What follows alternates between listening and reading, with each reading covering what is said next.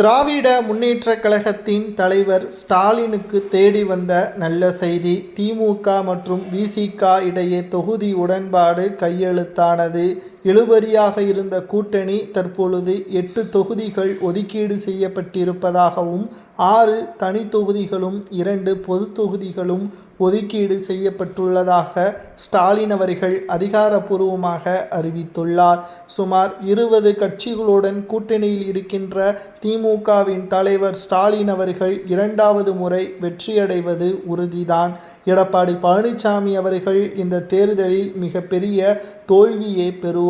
பாஜகவிற்கு 27 தொகுதிகளும், அமமுகவிற்கு 11 தொகுதிகளும், பாமக பாட்டாளி மக்கள் கட்சிக்கு அன்புமணி அணியினருக்கு 17 தொகுதிகளும் எடப்பாடி பழனிசாமி அவர்கள் பங்கீடு கொடுத்துள்ளார்.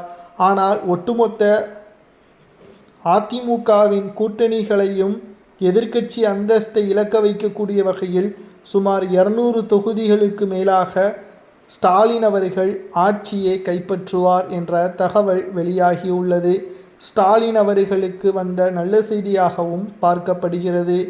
ஏனென்றால் 8 தொகுதிகள் உடன்படிக்கை என்பது கிட்டத்தட்ட 2 வாரங்களாக உடன்படிக்கை என்பது பேச்சுவார்த்தையாகவும் இழுபறியாகவும் இருந்த நிலையில் ஸ்டாலின் அவர்கள் தற்பொழுது விசிகவை தன் பக்கம் வரவழைத்து விட்டார்.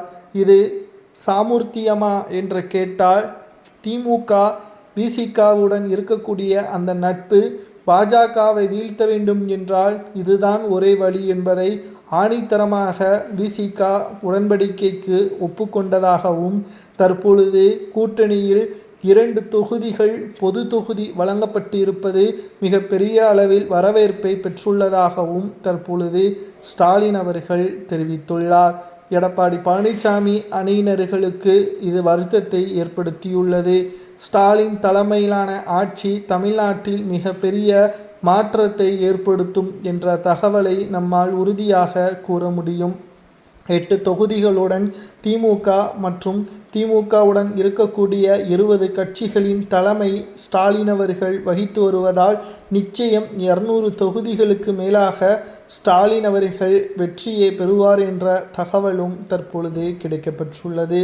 இந்த தேர்தலில் வரலாற்றில் முதல் முறையாக ஸ்டாலின் அவர்கள் இடம்பெறுவார். கலைஞரால் முடியாதது ஸ்டாலின் அவர்கள் தொடர்ச்சியாக 2வது முறை ஆட்சியை கைப்பற்றினார் என்ற வரலாற்று சாதனையை திமுகவின் தலைவராக ஸ்டாலின் அவர்கள் பெறுவார் என்ற நல்ல செய்தியும் மே மாதத்தில் வரும் என்றும்